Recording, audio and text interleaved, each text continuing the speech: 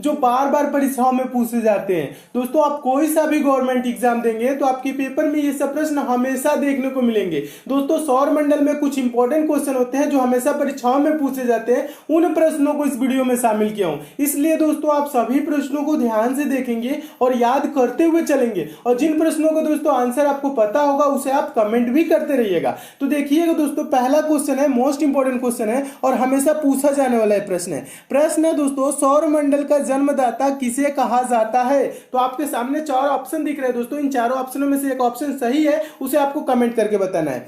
सूर्य को, पृथ्वी को, बृहस्पति को, शनि को सौर मंडल का जन्मदाता किसे कहा जाता है? तो इसका दोस्तों सही आंसर हो जाएगा ऑप्शन नंबर ए सही हो जाएगा, सौर मंडल का जन्मदाता सूर्य को कहा जाता है। नेक्स्ट क्वेश्चन देखिएगा दोस्तों, अगला क्वेश्चन आपका है दूसरा क्वेश्चन है, ब्रह्मांड में विस्फोटी तारा कहलाती है, कौन कहलाता है दोस्तों विस्फोटी तारा? चार ऑप्शन दिख रहा है, तो इसका आंसर हो जाएगा दोस्तों ऑप्शन नंबर डी, अभिनव तारा। ठीक है, अभिनव तारा को दोस्तों विस्फोटी तारा कहा जाता है। ठीक है, इसे भी याद रखेंगे, पूछा गया प्रश्न है। अगला क्वेश्चन देखिएगा दोस्तों, तीसरा प्रश्न भी मोस्ट इंपॉर्टेंट है।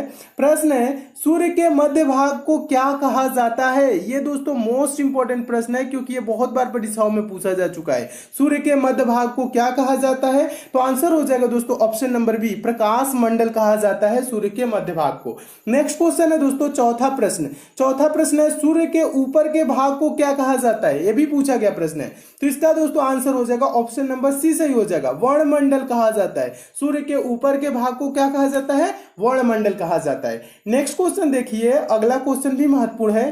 प्रश्न है अगला, सूर्य सदैव पूर्व में निकलता है, क्योंकि सूर्य पूर्व में क्यों निकलता है? इसका कारण है, क्या कारण है दोस्तों? तो आंसर कौन सा सही हो जाएगा? ऑप्शन नंबर ए सही हो जाएगा, पृथ्वी पश्चिम से पूर्व की ओर घूमती है, जिसके कारण क्या है दोस्तों, सूर्य सदैव यानी हमेशा क्या होता है? पूर्व में निकलता है। तो याद रखेंगे पृथ्वी कैसे दोस्तों घूर्णन करती है? पश्चिम से पूर्व, ये भी याद रखेंगे, पश्चिम से पूर्व। ठीक है, तो इसी कारण दोस्तों क्या होता है? सूर्य सदैव पूर्व में निकलता है, पश्चिम से पूर्व दोस्तों आप हमेशा याद रखेंगे क्योंकि बार बार पूछा जाता है।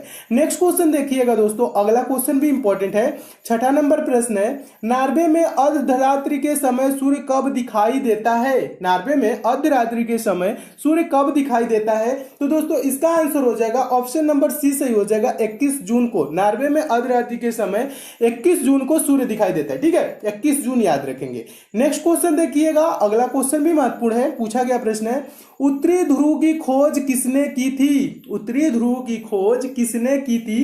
तो इसका आंसर हो जाएगा ऑप्शन नंबर ए सही हो जाएगा, रॉबर्ट पियरी ने। उत्तरी ध्रुव की खोज रॉबर्ट पियरी ने की थी। अगला क्वेश्चन देखिएगा दोस्तों, अगला क्वेश्चन मोस्ट इंपॉर्टेंट है और हमेशा पूछा जाने वाला प्रश्न है, और इस पे दोस्तों 4 से 5 प्रश्न बनते हैं। कौन कौन से? तो देखिएगा, पहला क्वेश्चन है, सौर मंडल का सर्वाधिक गर्म ग्रह कौन है? ठीक है, तो आंसर हो जाएगा शुक्र। कौन है दोस्तों सौर मंडल का सर्वाधिक गर्म ग्रह?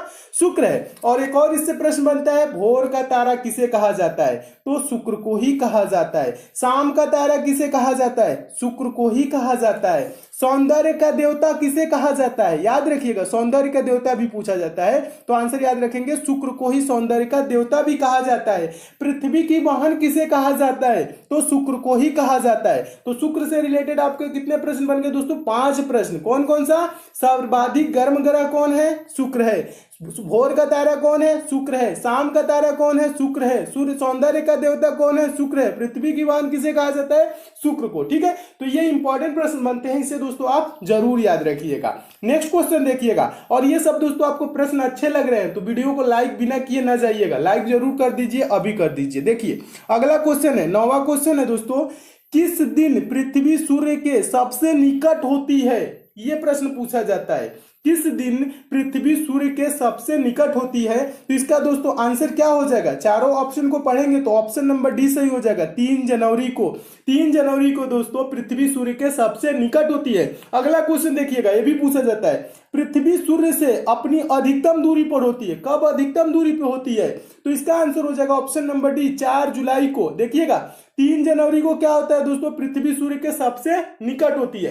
तो इसे याद कैसे रखेंगे? जनवरी क्या आता है दोस्तों? पहले आता है, 3 जनवरी पहले आता है, और 4 जुलाई क्या आता है? बाद में आता है। तो बाद में आएगा तो अधिकतम दूरी याद रख लीजिएगा, जो पहले आता है उसे न्यूनतम दूरी यानी कि निकट। ठीक है, याद रखेंगे। प्रश्न को देख लीजिएगा एक बार और पढ़ लीजिएगा, किस दिन पृथ्वी सूर्य के सबसे निकट होती है, तो 3 जनवरी। ठीक है, ये याद हो जाएगा। और ये पूछ रहा है पृथ्वी सूर्य से अपनी अधिकतम दूरी कब होती है, तो 4 जुलाई। ठीक है, 3 और 4 याद रखेंगे, 3 पहले 4 बाद में आता है। ठीक है, बस इतना याद रखेंगे तो आपको याद रहेगा, थोड़ा सा रिलेट करके याद रखेंगे तो ज्यादा दिनों तक याद रहेगा। ठीक है, और ये प्रश्न हमेशा पूछे जाते हैं, तो इन दोनों प्रश्नों को दोस्तों आप जरूर याद रखिएगा। नेक्स्ट क्वेश्चन देखिएगा दोस्तों, अगला क्वेश्चन है 11 नंबर क्वेश्चन है, मोस्ट इंपॉर्टेंट, हमेशा पूछा जाने वाला ये भी प्रश्न है। प्रश्न है भूमध्य रेखा पर पृथ्वी का व्यास है लगभग कितना है, भूमध्य रेखा पर पृथ्वी का व्यास, तो आंसर कौन सा सही हो जाएगा, ऑप्शन नंबर सी सही हो जाएगा, 12,800 किलोमीटर। भूमध्य रेखा पर पृथ्वी का व्यास दोस्तों कितना है, 12,800 किलोमीटर। इसे याद रखेंगे, ये भी प्रश्न क्या है दोस्तों, मोस्ट इंपॉर्टेंट है और हमेशा पूछा जाने वाला प्रश्न है। नेक्स्ट क्वेश्चन देखिएगा, अगला क्वेश्चन भी पूछा गया प्रश्न है। प्रश्न है पृथ्वी का प्राकृतिक उपग्रह है, पृथ्वी का प्राकृतिक उपग्रह है कौन है, तो आंसर चारों को पढ़ेंगे, चारों ऑप्शन को, तो आंसर कौन सा मिल जाएगा दोस्तों, ऑप्शन नंबर सी मिल जाएगा, चंद्रमा। पृथ्वी का प्राकृतिक उपग्रह कौन है, चंद्रमा है, याद रखेंगे। नेक्स्ट क्वेश्चन देखिएगा, अगला क्वेश्चन हमेशा पूछा जाता है। प्रश्न है 13 नंबर, अपने अक्ष पर पृथ्वी एक चक्कर कितने समय में पूरा करती है, यह प्रश्न पूछा गया है। ठीक है, तो इसका आंसर क्या हो जाएगा, ऑप्शन नंबर इसका कौन सा सही हो जाएगा, कमेंट करके भी बताइएगा, क्योंकि हमेशा पूछा जाने वाला प्रश्न है। और इसका सही आंसर हो जाएगा ऑप्शन नंबर बी, 23 घंटे 56 मिनट 4 सेकेंड। अपने अक्ष पर पृथ्वी एक चक्कर कितने समय में पूरा करती है, 23 घंटे 56 मिनट 4 सेकेंड। याद रखेंगे, बार बार पूछा जाने वाला दोस्तों ये प्रश्न है। अगला क्वेश्चन देखिएगा, 14 नंबर प्रश्न है, 14 नंबर प्रश्न भी महत्वपूर्ण है। प्रश्न है दोस्तों, लास्ट तक इस वीडियो को जरूर देखिएगा, लास्ट में भी कुछ इंपॉर्टेंट प्रश्न को शामिल किया हूं, इसलिए लास्ट तक देखेंगे तो सारे इंपॉर्टेंट क्वेश्चन आपको कवर हो जाएंगे। ठीक है, तो लास्ट तक जरूर देखिए। देखिए 14 नंबर क्वेश्चन क्या कह रहे हैं, कह रहा है साउथ पोल पर पहुंचने वाला प्रथम व्यक्ति कौन था, ये पूछ रहा है। चारों ऑप्शन को पढ़ेंगे तो कौन सा आंसर सही हो जाएगा, ऑप्शन नंबर डी सही हो जाएगा, एमंडसेन। साउथ पोल पर पहुंचने वाला प्रथम व्यक्ति एमंडसेन थे। ठीक है, तो इन्हें भी याद रखेंगे। अगला क्वेश्चन देखिएगा, 15 नंबर क्वेश्चन है। 15